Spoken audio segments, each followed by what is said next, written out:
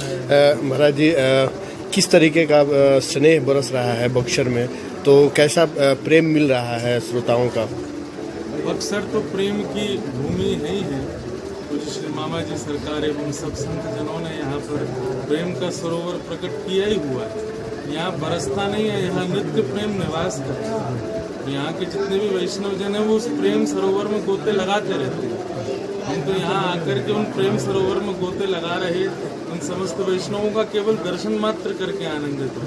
तो यहाँ प्रेम बरस नहीं रहा, यहाँ तो प्रेम का निवास ही है।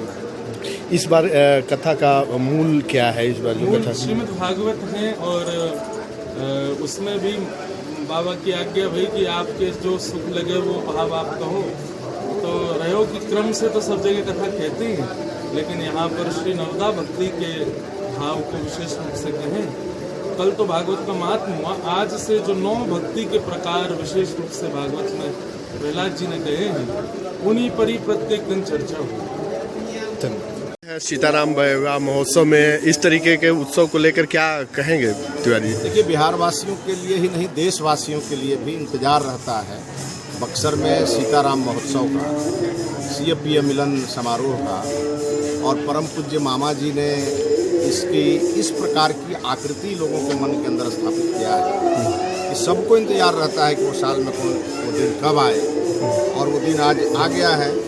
तो जितने भी श्रद्धालु हैं वो अपने को रोक नहीं पाते हैं और ज़रूर आते हैं भगवान श्री राम और माता सीता का यहाँ पर आशीर्वाद प्राप्त करने के लिए। ये वो स्थल है, ये वो धरती है, पुण्य भूमि है, जहाँ जो आता है और जिस भाव में आता है उसी भाव में आशीर्वाद प्राप्त करता है। तो हम सभी हिंदू श्रद्धालुओं के लिए तो ये आस्था का केंद्र है, हम सभी लोगों के साधना का केंद्र है और हम सब लोगों के लिए प्रेरणा का केंद्र है।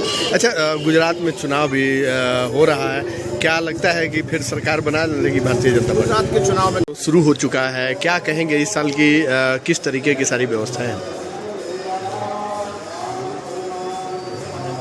आप लोग को सब मन सर्वविदित है कि सन 62 से कार्यक्रम चलता है, जिसमें खाकी बाबा महाराज मौजूद थे। जब खाकी बाबा का शरीर शांत हो गया तो कुछ मामा जी महाराज ने उनकी पुण्यतिथि का कार्यक्रम किसी उत्सव में ही मनाना शुरू किया। संयोग ये था कि जिस समय उनका तिथि पड़ता था उस दिन फुलवारी पड़ता है।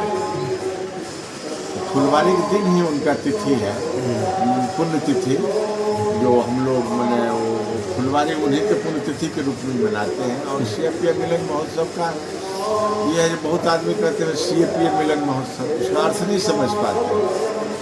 यहाँ सीएपीए मिलन महोत्सव हम लोग की संत समाज में है। जो महापुरुष पुण्यात्मा होते हैं उनका जब शरीर शांत होता है तब वो जो जीवात्मा है वो जब भगवत धाम जाते हैं, साकेत में जाते हैं, भगवान के पास पहुँचते हैं। कहे कबीर दास जी बोले, आयल गवनवा के दिनमा हो पिया अहे लिया।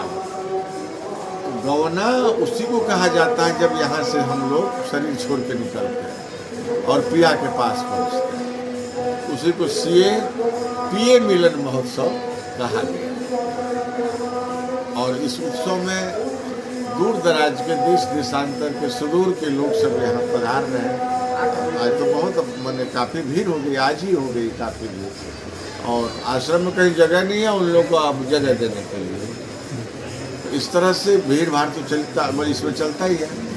और कार्यक्रम का जो नियमावली है आपको कार्ड मिला होगा, उसमें आप देख लेंगे किस दिन क्या है, किस दिन क्या है।